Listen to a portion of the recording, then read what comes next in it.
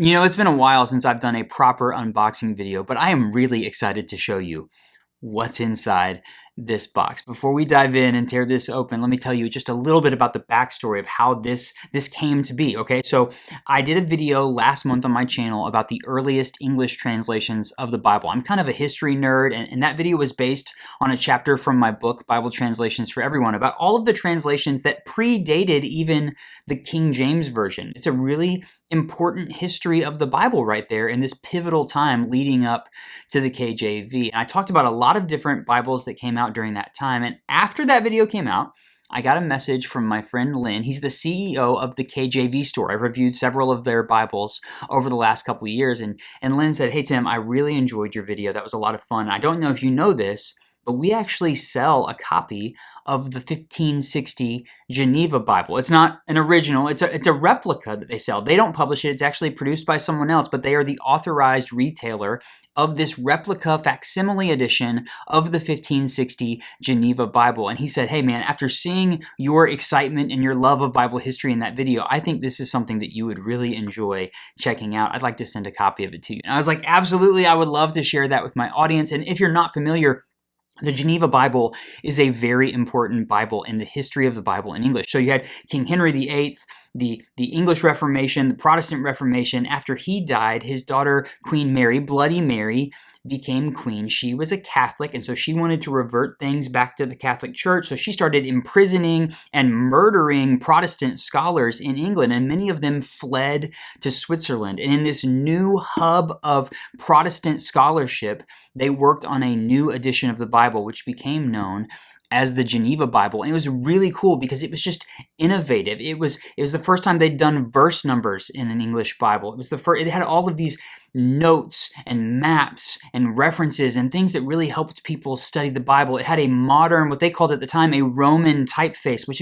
was just much easier for people to read than the previous editions of the Bible in English. So it was a hugely transformative project. Even after the King James Bible came out, the Geneva Bible for a while was still the most popular Bible for the English-speaking world. And so how cool is it that the KJV store, even though they love the KJV, they sell something like this, which is a facsimile replication of the original Geneva Bible. As a Bible lover and a Bible nerd, I'm so excited to check this out. Are you ready? Let's not wait anymore. Let's dive in. We can talk about it a little bit more as we go. So they've got this for sale on their website. They also have it on Amazon, and they say on their website, if you're outside of the United States, definitely check out the Amazon listing because they can get it straight to you. Okay, it's a box within a box right here.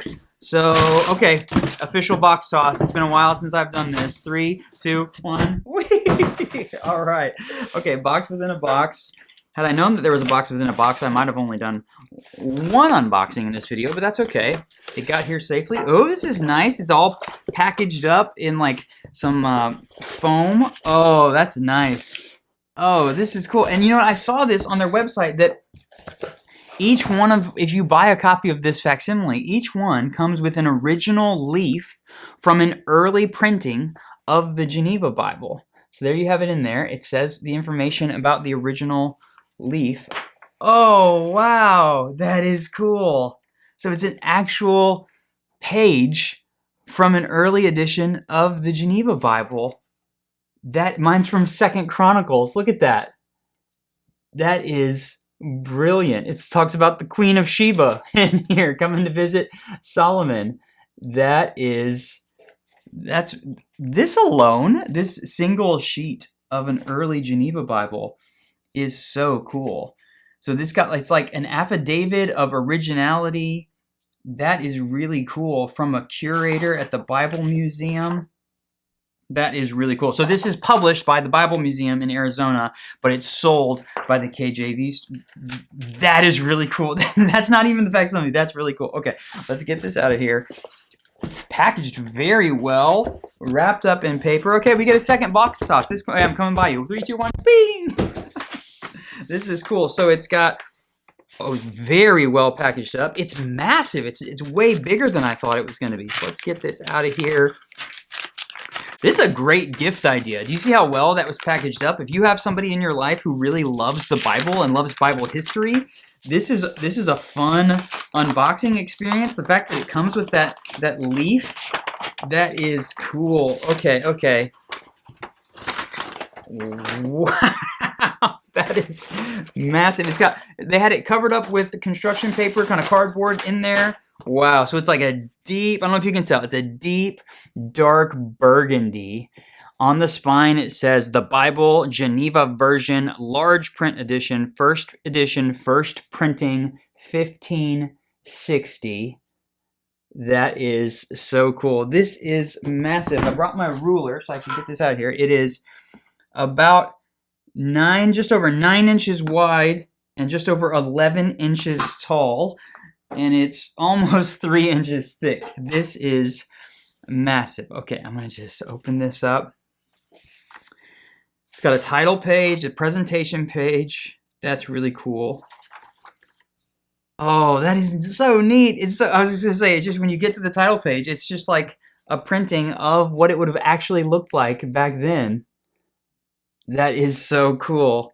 At Geneva, MDLX, Roman numerals for 1560. That's awesome. And then it's got the copyright page in here from the Bible Museum. I think they're located in Arizona. Yeah, Arizona.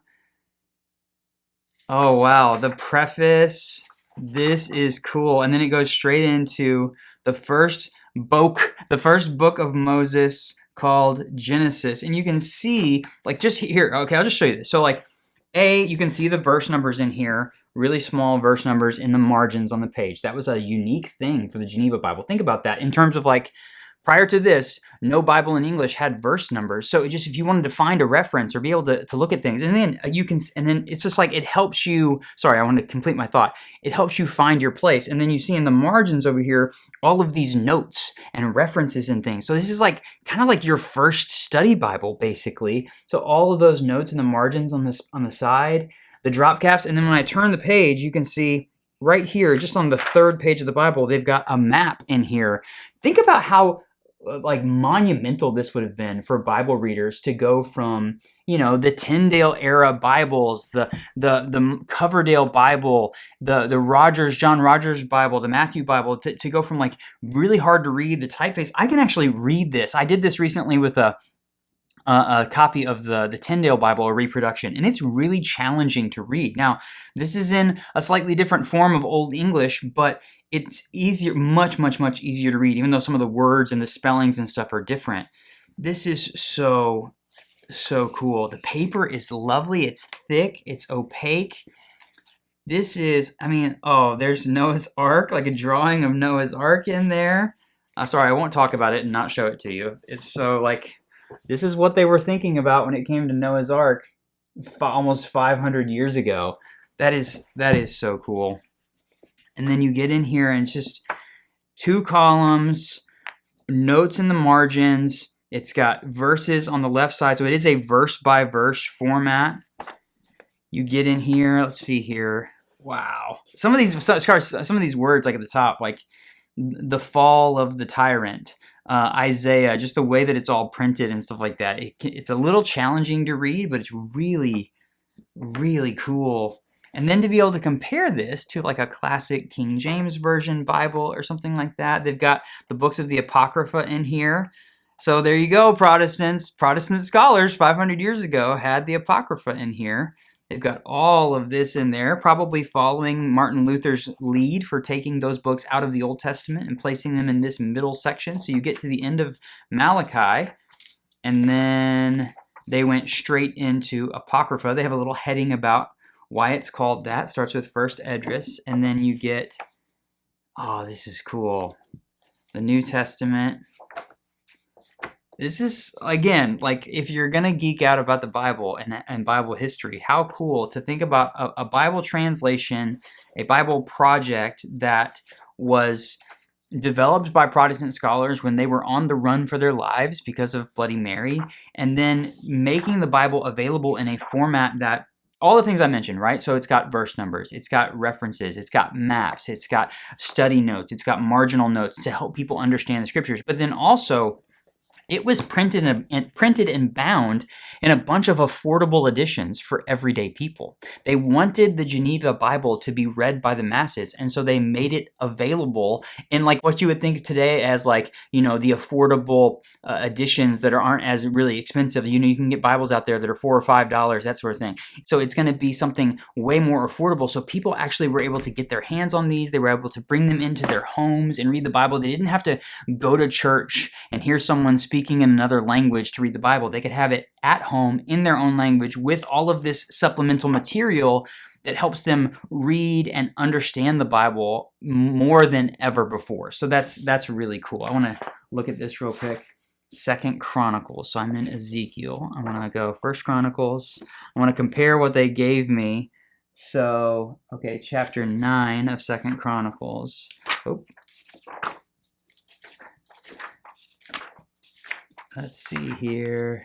Solomon's prayer, Solomon's buildings.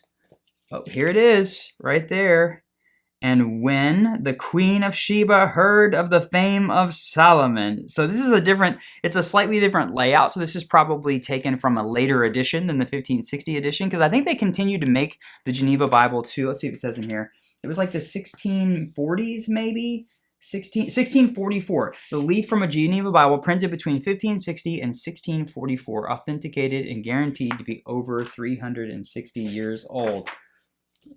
That alone is really cool, but to have the complete Geneva Bible, a facsimile reproduction of the original, is just a cool piece of Bible history. When people ask me about collecting Bibles and stuff like that, yeah, it's one thing to like have a few Schuyler Bibles or a few Allen or Cambridge or Humble Lamb premium Bibles, but something unique like this that you can talk to people about, like put this on your coffee table, right? And share with people about the history of the Bible. Do a little bit, read that chapter in my book, learn about it, and then have some conversations with friends who come over to your house and show them this is what like the first like mass-produced Bible that people really got into. This is what it looked like. Think about this now versus all of the cool study Bibles and the resources we have today and what's happening in the world of Bible publishing. This is just a cool piece of Bible history. Really, really neat. This is awesome. Shout out to Lynn from the KJV store for thinking to send me this. He saw my video about the Geneva Bible and others that predated the KJV and thought, hey Tim, you should check this out. So they have this for sale on their website. I'm going to put a link in the video description, and as well as Amazon as well. I think the prices when I looked were slightly different, but they said if you're outside of the US, definitely go to Amazon because they have a better system set up for shipping and all that stuff on Amazon. So really cool. 1560 Geneva Bible, published by the Bible Museum, sold by the KJV store. This is absolutely awesome. If you want to say thank you in the comments to Lynn for sharing this with me so that I could share it with you, you should absolutely do that. This is very cool. Definitely check out those links if you want to see what the current price is and maybe make an order. And if you have something cool like this that's like an old vintage Bible or a replica facsimile like this that kind of talks about Bible history, I would love for you to share about that in the comments. I love hearing about this sort of stuff. And definitely check out, I'll put a link in the video description to that video I did about the early history of the Bible in English. I spent a lot, actually, my other video earlier this week, I mentioned that video. I spent a lot of time on that video. I had some animations in there and some videos and stuff. I really spent a lot of time on that video. I hope that it's going to be one that a lot of people can return to learn about the history of the Bible in English and how cool it is. So, and then yeah, each one of these coming with this guy. That's really, really special. I have a feeling I'm going to ask Becca to frame this so I can hang it somewhere in my office. That is awesome. This is so cool. If you enjoy content like this, then please click the like button and subscribe to my channel and consider turning on notifications so YouTube will let you know when I have another video coming out. If you'd like to support me a little bit extra, I have a channel membership. You can click the join button beneath any one of my videos or look in the video description. I have a little link to become a channel member. It's $2.99 a month, and that small fee goes to support the work I'm doing here so I can make more great videos and talk about the Bible on YouTube and spread the love of God's Word with everyone out there. So thank you so much for watching. Thank you to Lynn for sending me this. I'll see you next time.